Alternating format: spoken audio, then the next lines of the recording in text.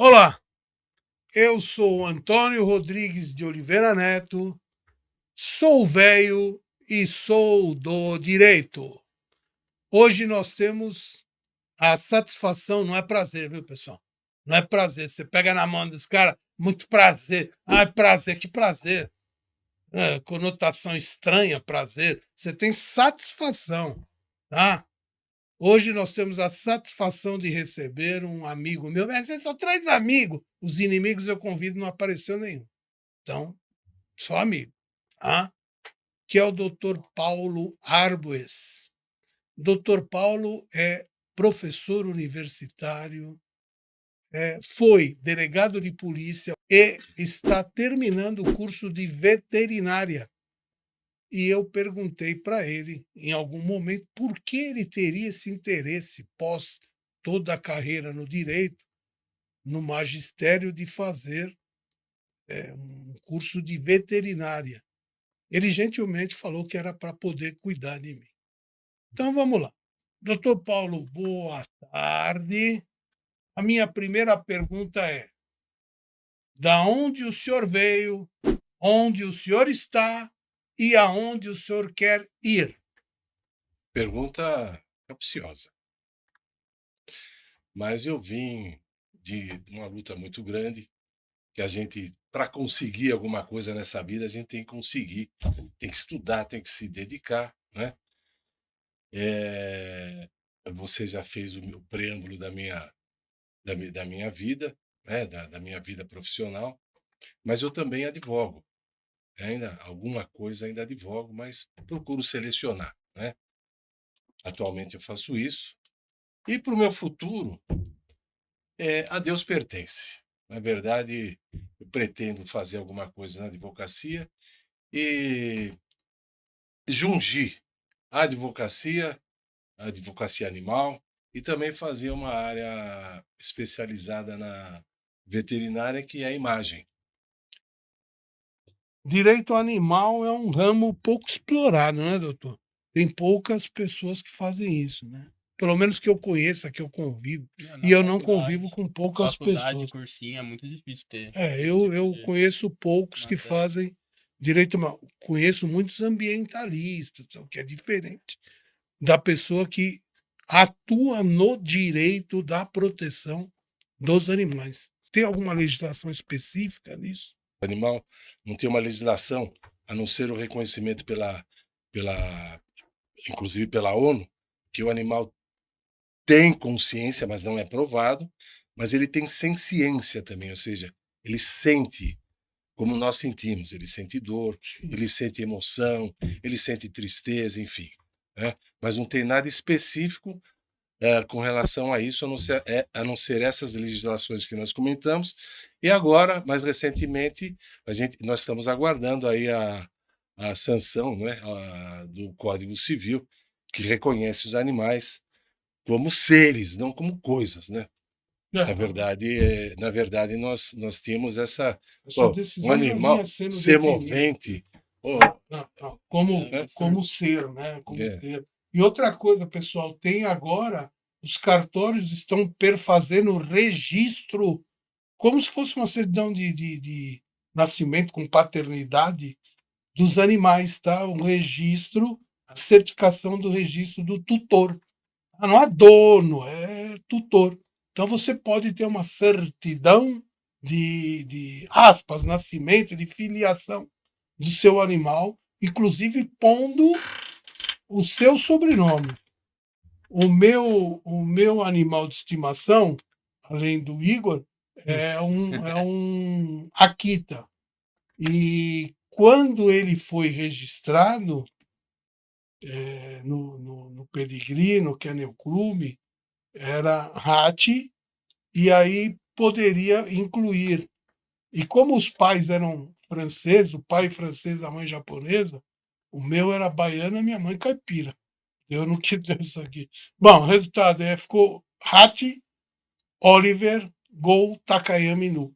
O meu tem essa No Oliver por causa percepção. do Oliveira, do Oliver por causa do sobrenome. Oliveira. É.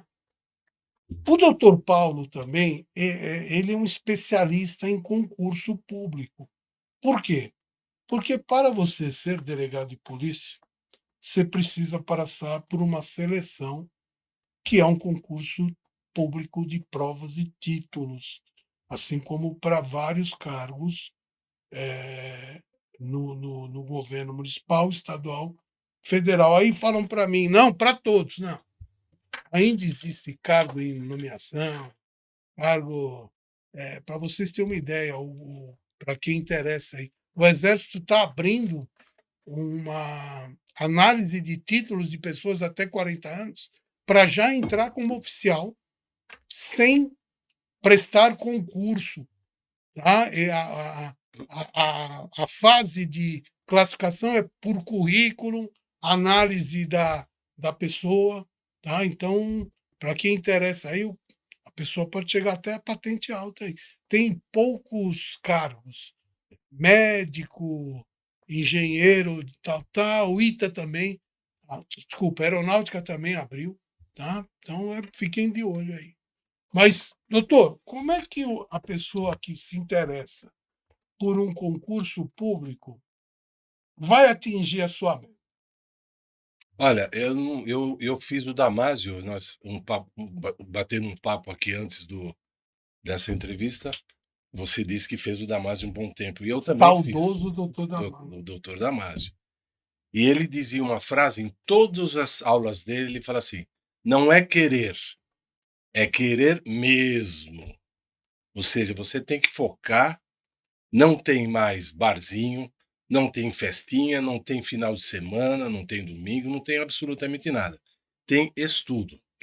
E não é só o estudo em si, porque depois que você chega no seu momento histórico, que o Damásio sempre falava do momento histórico. E o Damásio, doutor, o senhor lembra, falava o seguinte, que só não passa quem desiste.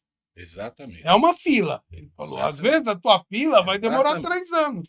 E tem um cara que a fila dele durou 1 ano e outro vai durar Exatamente. 10. Mas esse que durou 10 passou porque não saiu da fila. Mas, doutor, Perfeitamente. o não tem fim de semana, não tem barzinho, também não é prejudicial para um diazinho ter um descanso da mente. Ou não, tem que Olha, todo ou fim você de quer um semana. concurso público ou você não quer um concurso público. Entendi. Você tem que se dedicar, mas uma dedicação exclusiva. É claro que a nossa mente, inclusive a medicina, explica isso, não é? De 2 em 2 horas, você dê um tempinho de 15 minutos. Agora, eventualmente, se você sente a sua mente muito cansada, dá um tempinho porque o teu cérebro está processando. Mas a ideia, inclusive no Damásio, que o negócio ali era forte, era querer mesmo. Não adianta querer, é querer de verdade.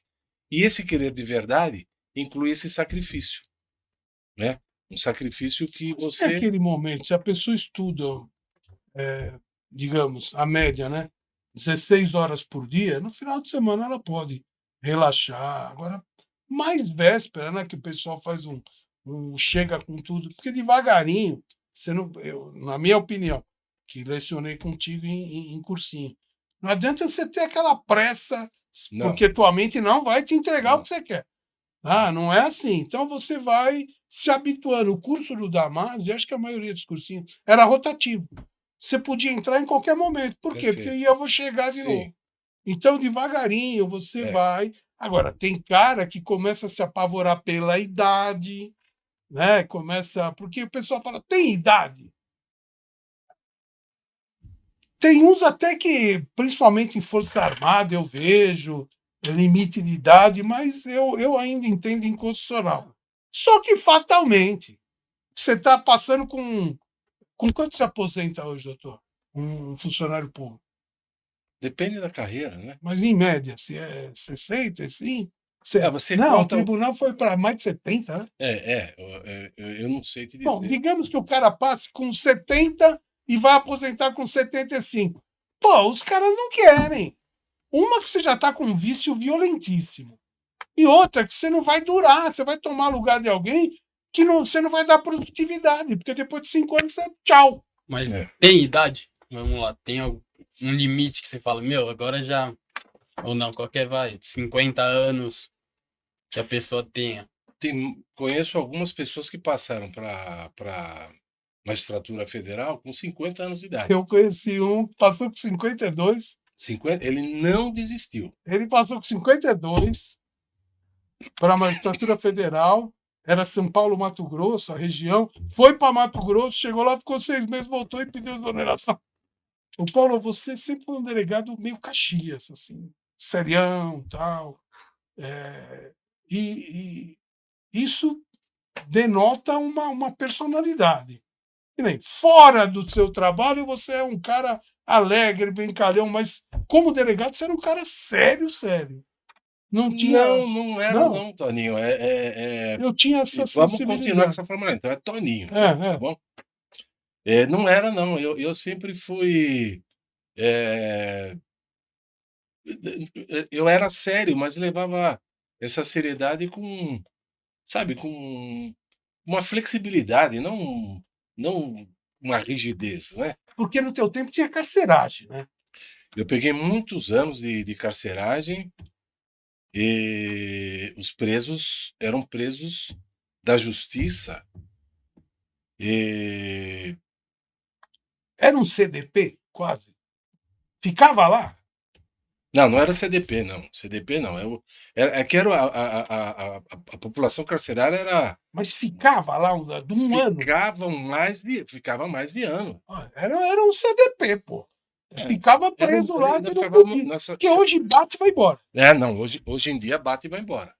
Porque agora é só provisória para fazer o transporte até as penitenciárias, os CDPs, né? Uhum. Hoje em dia existem algumas delegacias que ainda têm presos, mas são presos administrativos, pensão alimentícia Tá. só. Mas mesmo Né? assim, pouco, né? São poucas delegacias. Certo. Poucas delegacias. Tem na Zona Oeste, Tem na Moca, tem na 18. Zona Leste e tem na Moca também. Na Moca, mas eu não sei qual que é, viu? Eu acho que é o Realmente 18. agora eu já não lembro Uhum. mais. Mas naquela época eram presos que estavam presos há anos, ficavam na delegacia. E às vezes batalhavam para ir para um CDP, para penitenciar, para penita, que eles chamavam, e não conseguiam, né? Era uma situação muito difícil para o preso e para os agentes da Secretaria de Segurança Pública. Tinha tentativa de fuga, Diversas. tudo isso. Eu tive inúmeras tentativas de fugas e tive fugas também no meu plantão, na minha época. Um cavalo doido, como é que é? Cavalo doido, exatamente. Essa é exatamente a expressão que nós usávamos, inclusive. Explica, doutor, para quem não é da área, o que é cavalo doido? Cavalo doido é quando os presos eles se cotizam em elaborar um plano de fuga e eles geralmente cerram as grades, né? E na delegacia tinha a grade de cima também. Mas às vezes eles conseguiam cerrar a grade, a cela deles, e alcançavam o pátio da delegacia, que tinha poucos metros quadrados, e aí eles conseguiam acessar a grade que dava acesso à carceragem. Então eles michavam, então cerravam aquela porta de grade e saíam um cavalo doido, saía a 1.000 por hora. Então você estava lá no plantão, né? Já aconteceu isso comigo. Começava a passar. Eu sentado no plantão, ali tinha uma tribuna ali na delegacia antiga, né? Era uma tribuna cercada assim de um ferrinho, e você fica num promontório, um lugar um pouquinho mais alto. E eu tô lá despachando um BO, fazendo, não me lembro o que eu estava fazendo. Aí eu vi 3 ou 4 ou 5 presos fugindo e o último, o carcereiro segurando no pé dele e sangrando aqui, porque o preso chutou a boca do carcereiro e ele conseguiu segurar aquele preso. E aí todo mundo gritando, fuga, é cavalo doido, e o resto veio com tudo, entendeu? E fugiram, acho que, sei lá, nós tínhamos 200 presos, às vezes tinha 200 presos. E a consciência manda não atirar nesse momento, né? Porque na verdade, a responsabilidade vira meia execução. Né? Não, se você atirar, você tem que usar os meios necessários para poder conter a fuga. Mas se você praticar um ato que extrapole esses meios necessários, você responde criminalmente, administrativamente e assim por diante. Porque naquele momento que você vê o preso, você quer tomar qualquer tipo de atitude, e uma delas é usar arma, né? Então você Até se você usar arma para atirar nas pernas, é discutível isso. Naquela época, a gente viveu sob a égide da Constituição anterior, acho que de 65, né? Então nós tínhamos um pouco mais de flexibilidade com relação a isso. Inclusive, a gente confesso que havia até uma certa arbitrariedade, né? Uhum. Com relação à atividade policial. E sempre foi um desejo seu ser delegado ou você tinha na cabeça uma outra ideia? Não, na verdade, eu queria magistratura. Já mais- A minha ideia sempre foi magistratura. Eu fiz, se eu não me engano, acho que 2 ou 3 horários da magistratura. E eu fiz exatamente o que o Damásio falou para nós não fazermos, né? Que é não para, Desistiu. continua, né? Porque você vai chegar no seu momento histórico. Ah, mas foi um brilhante delegado e se encontrou na carreira. Você sempre foi um. O doutor Paulo chegou um momento em que ele pediu uma licença, veio advogar, acabou fazendo até plenário de júri para o nosso escritório. Sempre foi brilhante. E o magistério, Paulão? É um sacerdócio, né? Não é? A gente é suspeito de falar, mas é uma coisa. O momento que você fecha a porta da sala e você é aquele contato que você e os alunos, é uma integridade que existe entre o professor e o aluno que é inexplicável. Não tem explicação. E quando você até me arrepia, porque eu senti um prazer, que o Toninho brincou com o prazer, mas é um prazer mesmo, assim, inovidável, né? Uma coisa ímpar, você não consegue descrever, que é você estar dentro de uma sala de aula e passando um pouco do conhecimento que você tem. É muito gostoso, né? Eu nunca mais esqueço, nós íamos lá para o Guarujá, né? E, e eu falei, pô, eu estou precisando um pouquinho de grana. Já era um janeiro, né? Já estava desde novembro, sem acho que, né? Fazer nada. Acho que outubro, não, é novembro. Eu falei, vou subir, vou lá para a faculdade. Eu, pô, cheguei lá, parei o carro, cheguei na secretaria e falei, escuta, será que tem alguma coisa? Já faz tempo que eu não passo aqui. Doutor, você não precisa de dinheiro? Não. Tem diversos cheques aí, né? E aí foi uma coisa muito boa, porque e é verdade, você não pensa muito no dinheiro, né? Não, eu estava na Brás Cubas. Quando eu fui para lecionar na pós-graduação, eles falaram que eu tinha que abrir uma conta no Bradesco. Eu peguei, falei, tá bom. Aí a menina consultando meu CPF, ela falou, não, mas o senhor tem conta no Bradesco. Falei, não, nunca abri. Ué, mas aqui consta que o senhor tem uma conta no Bradesco. Inclusive, na época, tem R$ 7.000. Era Nossa. uma nota. Que era hoje Unidrummond, que era do Drummond. Que eles, eu não sabia, eu falei, pô, meu, que legal esse negócio de Bradesco, fazendo propaganda do Bradesco. E aí a gente tem uma satisfação, lógico que o pessoal ficava bravo comigo, porque eu não participava de greve, e aí eu entendo quem é só professor, só não, quem tem por exclusiva profissão ser professor. Eu acho professor a profissão mais importante que existe. A segunda mais importante para mim é coletor de lixo. Depois é medicina, aí vem o direito.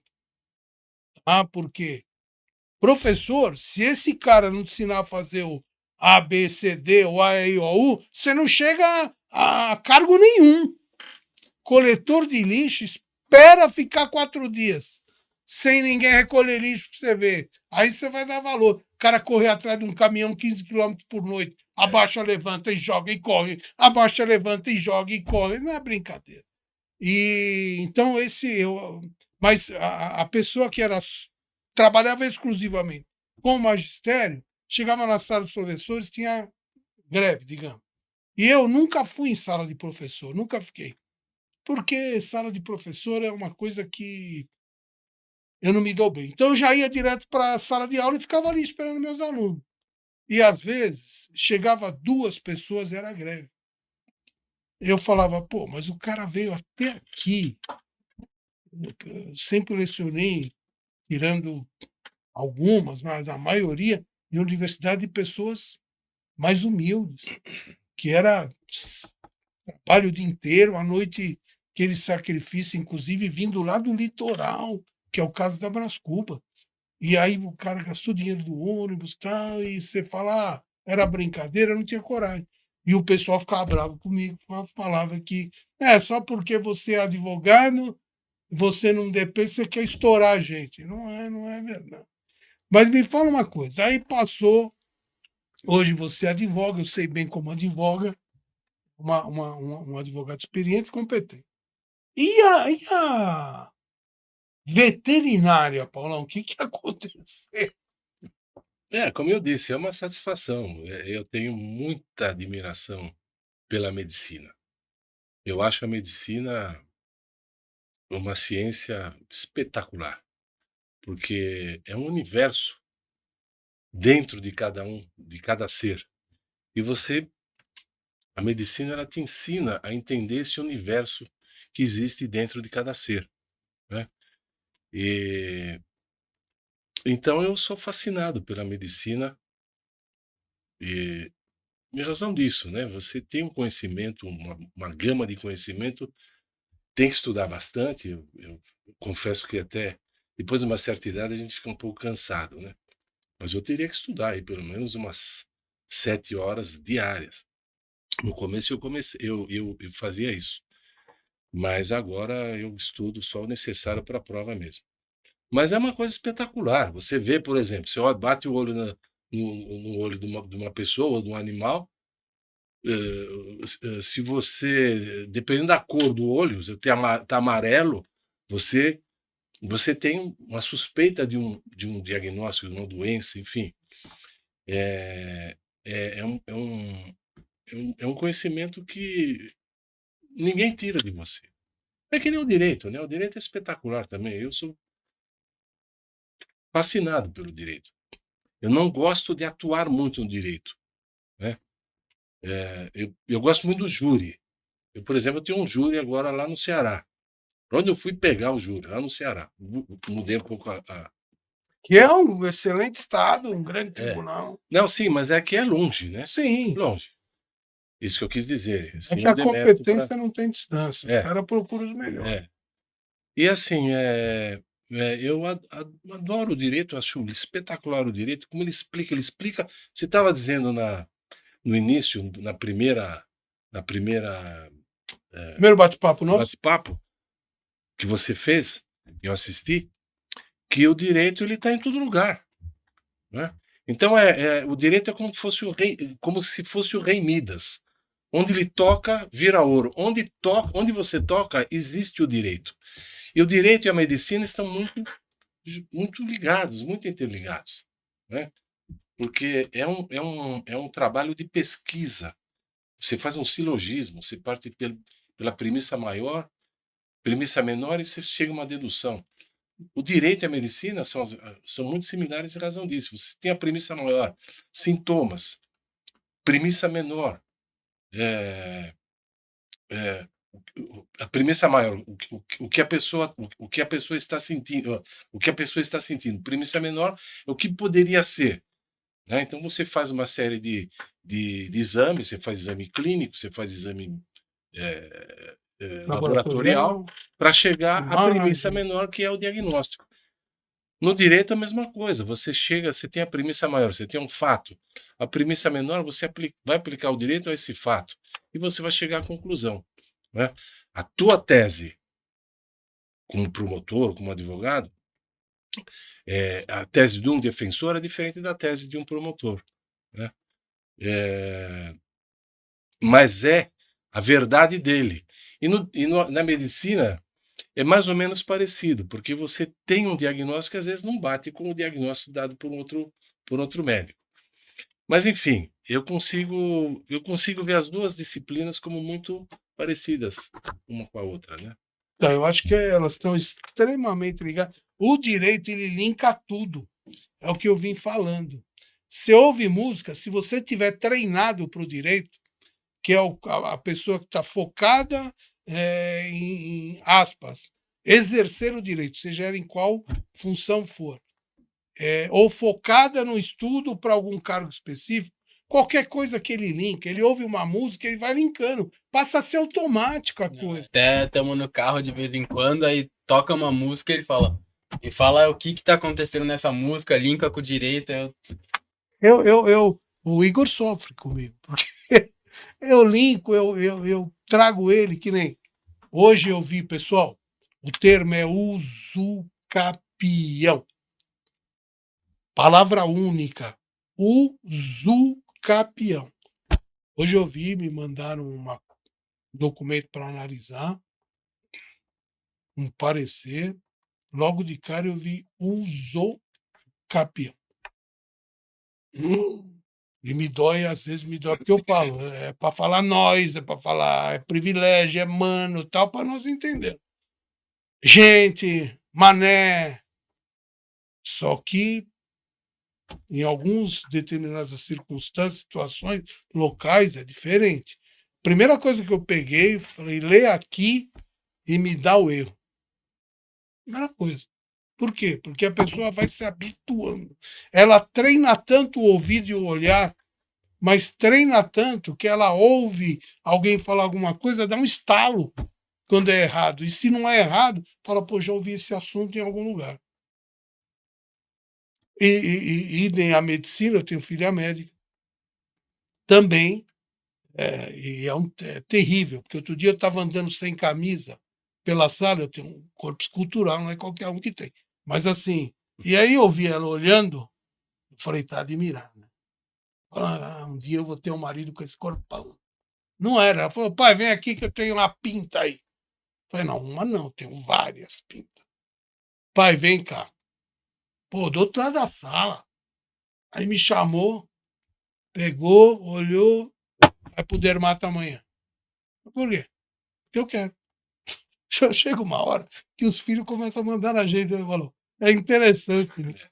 E aí ela falou, eu quero que veja essa pinta. Eu liguei, pô, eu trabalho com equipe médica imensa. Abraço a todos, não vou nominar para não esquecer. E aí, Marcão, preciso ver, não, vem aqui amanhã. Olhou e falou, opa, Ju tá com olho clínico, hein? Não me parece maligno, mas tem que tirar. Aí tirou, foi para biópsia, deu benigno, graças a Deus você vê. É o olho treinado que a pessoa vai ficando. E o direito é a mesma coisa. Você vê uma situação, você fala, opa! E hoje em dia está terrível, porque eu sempre falo, antigamente você brincava, até falo que eu sempre fui tetudo, gordo, e os caras brincavam comigo, o baleiro, põe sutiã, para mim nunca foi. Mas hoje em dia, às vezes o seu amigo não está se incomodando, mas a pessoa que está passando se incomoda por ele. Então é um negócio assim que você travou a vida. Eu parei de lecionar, porque você sabe como eu lecionava. Eu leciono como eu faço aqui. E não podia mais. Porque se eu falasse alguma coisa de religião, era lacrado. Se eu falasse por às vezes a classe inteira falava, meu, para com isso, que ele não podia. Se falasse alguma coisa de hétero, homo, bi, agora é LGBTQIA+, dá problema. Então, você vai perdendo. Eu perdi a capacidade, porque eu gosto de lecionar na brincadeira. Então, mas nesse link, pegando esse link, a gente pode fazer pensar a Constituição Federal, que diz que a liberdade de expressão, quer dizer, a Constituição Federal não está sendo observada aí, né? Mas até falo, Paulão, das pessoas tem que ter respeito por todo mundo, né? As pessoas de mais idade, você imagina o senhor, seu pai, o senhor, sua mãe, o meu, se hoje em dia, meu pai faleceu, eu também, mas se hoje em dia meu pai teria 94 anos, falar, pai, ó, sabe o que é? O Igor vai casar com o Robertão. Pô, você acha que meu pai vai falar, não, eu sei que hoje é. Não vai! E aí vai criticar a pessoa que viveu 90 anos. Exatamente. Ela teve no momento de vida dele, ele teve aquele momento de vida que era uma outra, historicamente, a nossa sociedade era outra. Total. E o cérebro é burro. Se você ensinar uma criança que isso aqui é um elefante, Quando você fala, filhinho, o que que é isso? Ele vai falar um elefante. O cérebro aprende o que ensinam. Então, a pessoa teve uma vida. Meu pai conta que quando ele tinha 5, 6 anos, no sertão da Bahia, onde ele nasceu e viveu até 9 anos, Lampião passava com o bando e jogava moeda para as crianças. As crianças adoravam Lampião. Você entendeu? E até hoje tem pessoas que acham que ele é um herói, foi um herói, e outras acham que ele foi um radical assassino. Mas meu pai falava do Lampião com alegria. Você entendeu? E aí, como é que você vai falar para ele que não é? Então, Agora, me diga, vou voltar no concurso. Aí, digamos que você esteja preparando a cabeça de um candidato. Quais são as dicas que você acha fundamental? bom, primeiro ele tem que saber efetivamente que ele quer prestar um concurso, Eu vou, eu né? vou te interromper. A carreira, ele pode deixar um lequezinho aberto, não uma coisa muito grande, mas pode deixar que nem. Você foi delegado, eu acho que você é, né? O cargo você nunca perde. É, Né? eu sou delegado O aposentado. título você nunca É, perde. Né? não. Você é delegado e você também gostaria de conhecer a magistratura. E tem gente que fala, não, eu quero também conhecer, não sei, procuradoria, digamos. Ele está dentro de uma normalidade aí. Não, a questão é, tipo, o seu estudo já serviria para abranger procuradoria, outros tipos de concurso, não só de delegado? Ou Olha, seria específico só para delegado? Igor, eu respondo positivamente, porque são carreiras jurídicas, são carreiras afins. Não, mas para a prova. Para a prova também, Porque, que nem a procuradoria, ela não tem peça. eu sei. A magistratura é uma sentença, né, que eles pedem. Uma sentença, elabora uma sentença. elabora uma sentença. A procuradoria é um parecer. Eu acho que depende muito da procuradoria. Sim, mas assim, em via de regra. O Ministério Público é uma denúncia. Uma denúncia. A OAB é fazer uma peça, É. sabe-se lá qual que vai cair. Sim. Então você precisa ter o geral e procurar o diferencial no edital. Você focou numa fase do concurso público, que é quando o candidato que já passou nas outras fases anteriores vai fazer a prova, Pronto. digamos assim, né? Então vamos lá, você tem total razão. Então veja, se você tem você tem carreiras que são afins, você pode estudar, porque o direito é uma coisa só. Certo. Né? Então você vai ter as primeiras fases, que são aquela fase alternativa, preambular, exatamente, alternativa. E depois você tem a prova escrita, e depois você tem a prova oral, depois a prova de títulos e assim por diante. Então, a prova preambular, basicamente, tem uma pergunta ou outra que você... Ou uma matéria ou outra. Mas você tem, um cursinho preparatório, o professor ele vai te dar a dica. Ele vai, olha, ele vai discorrer sobre uso capião. Vamos falar uso capião. Olha, para a procuradoria existe esse entendimento. Para a magistratura já tem essa doutrina, essa jurisprudência que entende dessa forma. Para o MP é assim. Então você tem que saber o momento certo, aliás, todos os entendimentos de cada cargo, né, de cada cargo público, para no momento certo você poder estourar a boca. Porque se o examinador perguntar, doutor, sobre o uso capião, qual que é o entendimento da jurisprudência ou da doutrina? A respeito de determinar Isso. sobre a posse precária. Isso, exatamente. Aí você vai falar, o entendimento dentro do âmbito da procuradoria, né? O entendimento desse doutrinador é assim, esse. Na jurisprudência existe esse entendimento que a procuradoria adota, né? Então, se for na magistratura, a magistratura adota o entendimento do Supremo Tribunal Federal e o MP da mesma forma. Mas são matérias que estão linkadas uma na outra. Mas existe algumas matérias que você tem que focar um pouco mais. Por exemplo, na delegada de polícia, procuradoria, por exemplo, você vai ter que focar muito no direito constitucional, no direito administrativo, no direito tributário. Né? A magistratura você tem que... é tudo. Né? Mas veja, você se você tem o conhecimento de pelo menos 50% o que é impossível, é muita matéria, Sim, sim. não é? Você está apto a fazer qualquer concurso público na área jurídica, na área jurídica, entendeu? Então, Me o diga uma conselho coisa, que aí eu você daria passa é para se preambular, você vai para a fase escrita. Via de regra, a fase escrita vai se assemelha a preambular com o detalhe que você tem que discorrer, fazer uma exatamente, resposta discursiva, sendo que é bom você conhecer súmula, jurisprudência, tal, perfeito. porque se ampara. Aí chega na mardita fase oral, que o pessoal treme, me fala dela. Então, a fase oral, você tem que ter um preparo psicológico muito grande. Me fala, Porque Paulão, o que mas acontece? discorre, essa eu quero mesmo. Chegou, você sabe que é o terror dos candidatos. Né?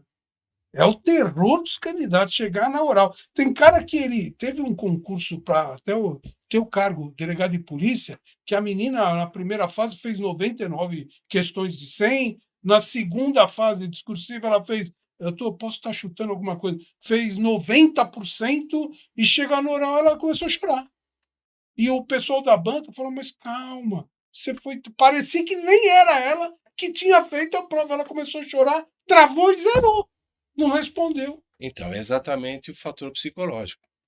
Se você não tiver um preparo psicológico, tiver calma, tranquilidade, vai dar branco. E como é que consegue isso? É treino? O que é? É, Além da confiança, do estudo. treino treino uma das dos tópicos, digamos assim, que é muito importante. Se você está preparado, você vai automaticamente estar mais tranquilo, né? Mas eu até aconselho uma pessoa que tem muita ansiedade, porque existe ansiedade, né? Uma crise de ansiedade, fazer um tratamento, né? Vai tomar um remedinho aí para ficar mais calmo, mas ele tem que estar principalmente psicologicamente preparado. É claro, quem chega no exame oral está preparado para fazer o exame E oral. outra coisa, o nervosismo faz parte você com a adrenalina alta, quer dizer que você está atento ao negócio. Tá, Faz parte, você só não pode deixar exacerbar ao ponto de ele chegar como você usou, dar branco. dá bloqueio mental. Mas Dá na sua bloqueio mental. concepção, a fase oral é a mais difícil? Ah, eu entendo que sim. Entendo que sim, porque o examinador está examinando não só o teu conhecimento técnico, como a tua postura, como você se expressa, como você coloca aquela determinada questão que foi proposta para você, né?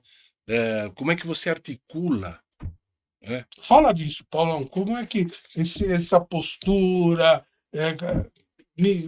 o que não deve fazer? Faz muito tempo que eu fiz o concurso, Sim, mas mas você leciona até a hoje. gente sabe que se a pessoa que demonstra tranquilidade e sinceridade, ela não tem muito movimento com o braço, principalmente daqui para cima, né? Se você for falar, é aqui, ó, na região dessa altura do peito, com calma, serenidade, mostrar segurança e olhar no olho. E quando não sabe, é melhor falar, não me recordo, excelência, Exatamente. do que ficar tentando passar sabão. Né? E tem um detalhe, porque o que acontece? Às vezes você está extremamente preparado para o exame oral. E cai exatamente um tópico que você não tem muita afinidade, não é? Eu me lembro que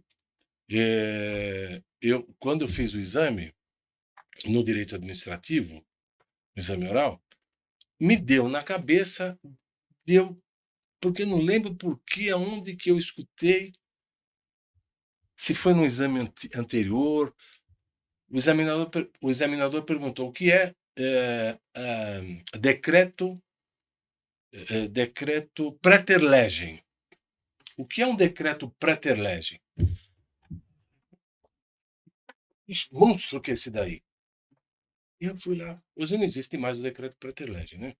Na verdade é quando não tinha uma lei regulando, então o poder público, o Estado, enfim, ele editava um decreto que Era um. Depois, posteriormente, viraria uma lei. Posteriormente, ele só taparia o buraco ali. Ele já ia dando um encaminhamento. Aí eu estudei essa bagaça aí, velho. E o que aconteceu? Primeira pergunta, direito administrativo. Doutor, o que é decreto pretelege?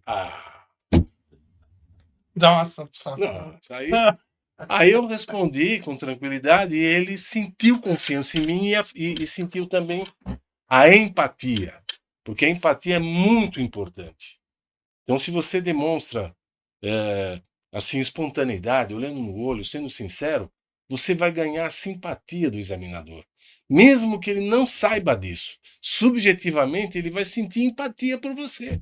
Às vezes você olha para uma pessoa e fala, puta, não gostei, não fui com a cara dessa pessoa, não é verdade? Sim. Às vezes você tem uma antipatia. Acontece muito comigo quando eu olho para homem. Agora, né?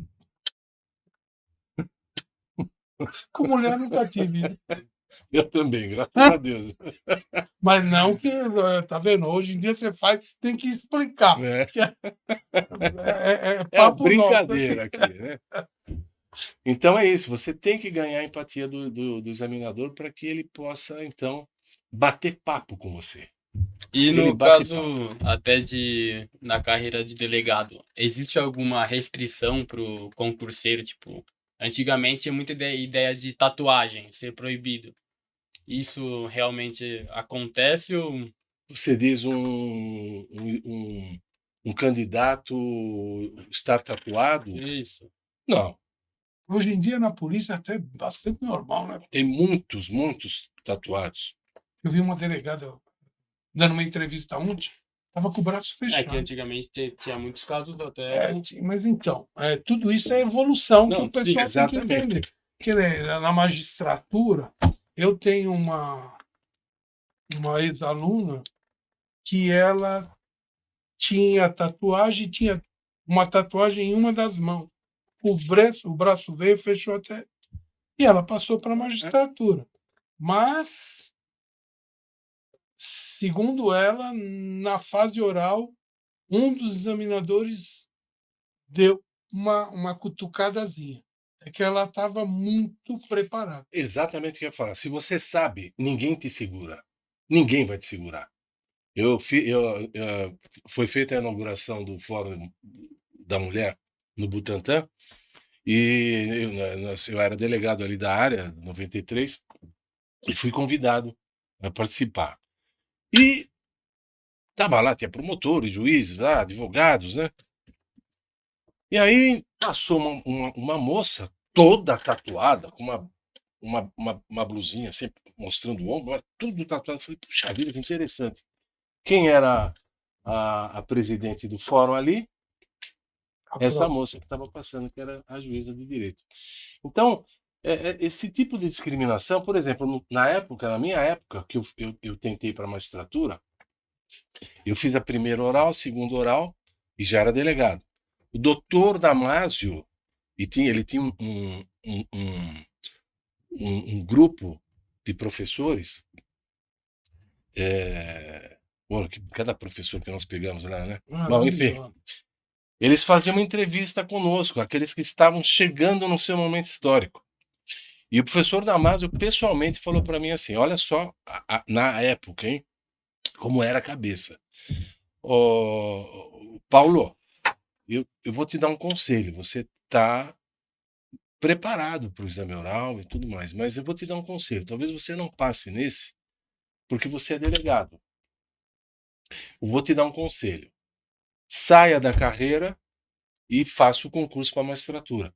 Porque na minha época existia um preconceito muito grande, mesmo que velado. E eu falo isso com toda... sempre velado. Não, mas Toninho tinha, às vezes era escancarado. Entendeu? Algumas vezes era escancarado. Que nem diziam, mas a maioria... você vai confirmar, diziam que o escrivão passava para delegado, o investigador não. Na verdade, não passava, o escrivão não passava, porque não tinha muito escrivão, e até hoje não tem. Não, o escrivão passava. O investigador não. Não, eu não lembro disso, não. Não? Não. O pessoal falava, ih, você é investigador, não vai passar nunca. O escrivão tá chegou. Você sabe em que época foi isso aí? Eu vou até te falar, viu? 87, 88, por aí. Tem esse papo aí mesmo. Agora você falou, eu lembrei. Porque tinha uma ideia, né? Falou, investigador não é bom ser é delegado. na rua. Ah, entendi. Ele tem muito, sabe? Ele tem muitas manhas. Já tá com vício. Já tem aquele ranço de investigador. E o escrivão estava ali do lado do delegado sempre. Então ele tinha uma certa, teoricamente, o escrivão era um cara mais sereno. Pianinho, né? Vamos falar assim, a gíria. E até o pessoal falava que era escravão, né? É o escravão, até hoje ainda é escravão. E fala uma coisa, na advocacia, Paulão, hoje você falou que é pouco, mas você está exercendo em que área? Direito animal, que você falou. Direito animal eu estou, assim, fazendo uma introdução, né? Certo. Mas o que eu gosto, assim, eu gosto muito do direito penal. Você gosta de júri, né? Eu gosto muito porque o júri é um momento único do advogado. Você pode falar, você pode falar o que você quiser, se perder é o teu momento, ninguém pode dar a parte. Ninguém. Antigamente ficavam aparteando, era um saco. Mas o advogado tem que ter pulso. Sim. Não tem a parte, a excelência não tem a parte. Não, a verdade é o seguinte: o plenário de júri não é para qualquer um, porque o cara tem que ter a oratória, rapidez de raciocínio, estar preparado e, com detalhe, não se intimidar, porque tem ou o assistente da acusação ou o próprio Ministério Público. Às vezes, hoje menos, viu, pessoal? Mas antigamente ficava aparteando do nada, porque o cara perde o raciocínio. Perde o raciocínio. Você está falando, cara, não, mas não é bem assim, não. Você já. Bom, aí te corta o raciocínio. Outra coisa, uma coisa que você falou que eu discordo concordando, que é o seguinte: que a tese do advogado normalmente é a antítese da acusação. Eu acho que quando é Ministério Público, ou mesmo quando tem assistente de acusação. Assistente de acusação é um advogado contratado pela família para auxiliar no pedido de... Deveria ser para auxiliar no pedido de busca da verdade real para saber se o réu, primeiro, é culpado ou não, e segundo, em sendo culpado, aplicação de pena justa, não aplicação de pena para dar exemplo. Porque tem casos, você não precisa dizer quais, tá cheio aí, que a mídia condenou o cara antes dele chegar no fórum.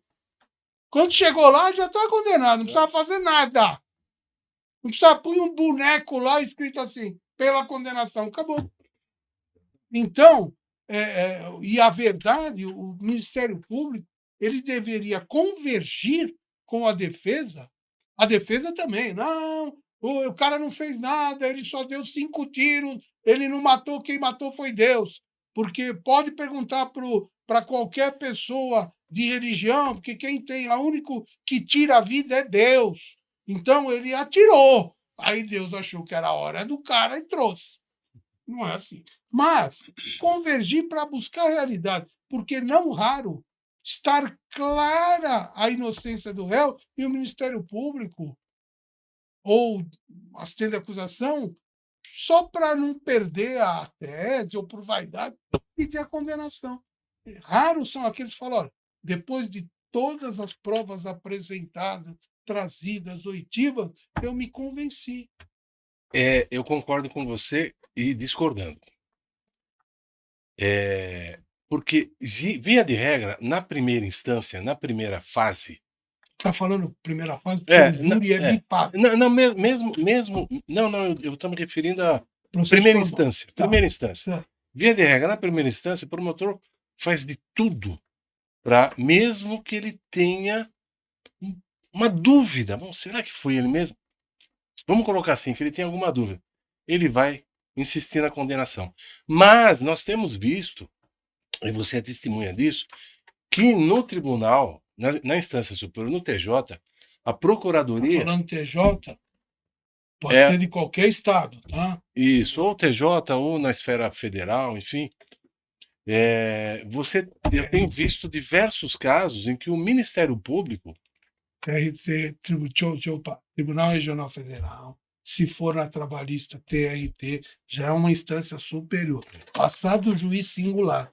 É o primeiro colegiado que aprecia.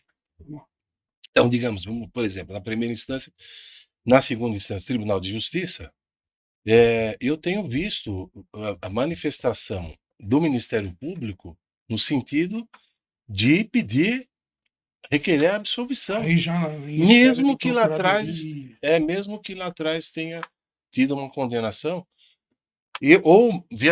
Geralmente assim, foi dada, o juiz prolatou uma sentença absolutória, o promotor recorre pedindo a condenação e o Ministério Público, em grau de recurso, no Tribunal de Justiça, ele não concorda com a tese acusatória do promotor de primeira instância Sim, e aí e ele pede vai dar um absolvição. parecer favorável aí a O que, corte. o que é interessante, né, que nós estamos falando de tese, o que é verdade fora dos autos e o que é verdade nos autos.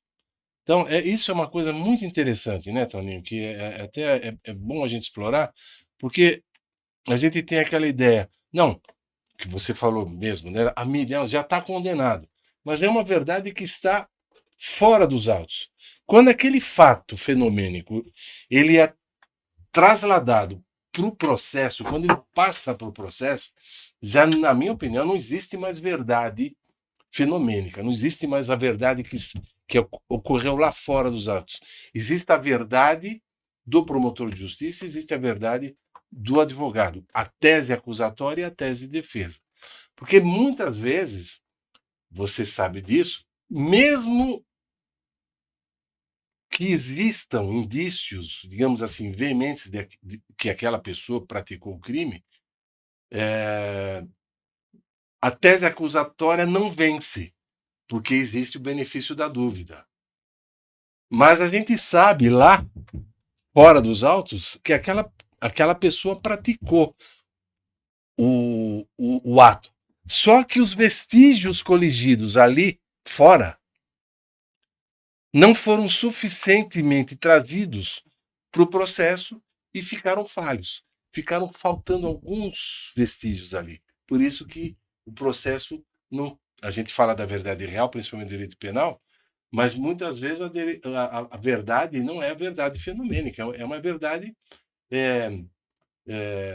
teórica, porque faltou alguma coisa, faltou pegar a sequência daquele rastro, né, que é o vestígio. Né? É interessante isso. Não, Isso você sabe que, inclusive, a gente viaja, né? Isso é filosófico. né, e tem umas teses que nem quando surgiu a busca da verdade real, surgiu a antítese. Porque existe alguma verdade que não seja real, seja irreal? Se você for progmático, como é que é? Pragmático. Progmático, não. Mas o que o Paulo falou existe. Existe a verdade pragmática, trazida aos autos, e tem casos que só sabe o que ocorreu o aspas réu ou aspas assassino, porque a vítima morreu. Estava ele e a vítima. A verdade, só ele vai saber. Ficou escondida. Mas por quê? E outra coisa, tem cara que acha que mentindo para o advogado é bom porque aí ele vai acreditar nele. Então você fala, ó, me conta toda a verdade, cara. Uhum. Uhum. Aí vem a história. E o pior de tudo é quando hoje em dia tudo é gravado. Aí eu tive um caso recente em que a pessoa falou, não estava nessa sala. Você não estava? Eu não estava nessa sala. Foi contra um mercado de uma grande rede. Eu não estava nessa. Tá bom. O que eu fiz? Além de todas as provas, eu pedi exibição da câmera do mercado no horário em audiência. Pô, o juiz pegou, mandou vir televisão, mandou. Primeiro cara que entra e sai correndo. O anta. Aí eu falei, mas aquilo lá não era você? Resultado. Igor, tira as últimas dúvidas que você possa A ter aí com última o que eu nosso tenho é, professor. Dr. Paulo, muito se tem a ideia da carreira de delegado ser perigosa. Isso é verdade ou Olha, vou ser muito sincero, não. não? Não, não é perigosa. Um bom delegado de polícia, ele tem como arma a caneta porque ele vai colocar no inquérito policial que ele vai presidir todo o conhecimento dele, buscando a verdade. Agora, existe o risco sim. Por exemplo, delegados que gostam de fazer, ou delegados operacionais, que gostam de fazer rua, né? O pessoal que gosta de ir a campo. Claro que existe o risco, né? Lá no Rio de Janeiro você vê alguns lá que ingressam na, ah, na favela, na Comunidade. comunidade, né? Não queria falar favela, mas me fugiu. Sim. Mas eu não tenho muito. Não tem problema nenhum, mas é que Sim. existem alguns delegados que vão, sim, né? Eu nunca gostei. O pessoal fala assim, doutor, vai pegar a arma, minha arma está aqui, ó, é minha caneta. E eu não vou sair da delegacia. Eu não estou recebendo para ficar fazendo batida na rua. Então, o delegado de polícia que pensa dessa forma, ele não corre risco. Ah, mas puxa vida, mas ele fez o flagrante numa pessoa lá, a pessoa pegou rancor. Dificilmente acontece isso, né? Porque, por exemplo, num plantão policial, às vezes o réu não, o indiciado, ele quase não tem contato com o delegado de polícia, né? O delegado, ele pode até se avistar com o indiciado para saber efetivamente o que aconteceu, e aí ele dita para o escrivão vai colocar no papel, acabou, né? Não tem nenhum confronto entre os dois. Agora, é claro, você não pode praticar nenhum ato de abuso, de ilegalidade, que você vai suscitar um rancor. Mas, via de regra, não tem, não. É difícil você ver, o delegado foi morto por um bandido, por represário, alguma coisa assim. Eu não lembro de ter visto Me alguma coisa. fala uma coisa, Paulão. E o inquérito digital? O inquérito digital é um grande avanço, né? Porque, inclusive, para os advogados, né? Você tem acesso agora ao inquérito policial. Porque antes tinha aquele milindre, né? Você vai num pretório de uma delegacia, você vai se avistar, vai conversar com um delegado, doutor, eu gostaria de ter acesso aos autos. Ah, doutor, tá lá no fórum, ou tá não sei o que lá, tá, o escrivão tá de férias, então só quando ele Está voltar, trancado no tá armário trancado no dele? armário dele. Agora não, o que acontece é o seguinte, instaurou o inquérito policial, nós temos os prazos previstos no Código de Processo Penal, que é o prazo de 30 dias, é o solto, né? O indiciado não tem preso, 15 dias se tiver preso. Tem algumas nuances aí, no caso de prisão temporária, assim por diante. Mas vamos pelo básico. Então, 30 dias. Concluiu o inquérito? Não concluiu. Ainda falta ouvir, ainda falta perícia, ainda falta o laudo e assim por diante. Manda para o fórum pedindo prazo. Quando o inquérito bate no fórum, ele é aforado, esse termo que agora é utilizado, ele recebe um número que é muito parecido com o número do processo, Sim. um processo judicial. E aí o que acontece? Você já tem acesso a esse número, você, na tranquilidade do teu escritório, você pega o número e já acessa o inquérito policial. E você pode, inclusive, peticionar no inquérito policial. Ah, o delegado não gosta que peticiona. O problema é dele. O problema é dele. Porque você vai peticionar e já vai chegar ao conhecimento do judiciário e vai falar assim, apresente peça é direcionada à autoridade policial, encaminhe-se à mesma. Acabou, velho. Entendeu? Então, ficou muito bom. O inquérito policial espetacular.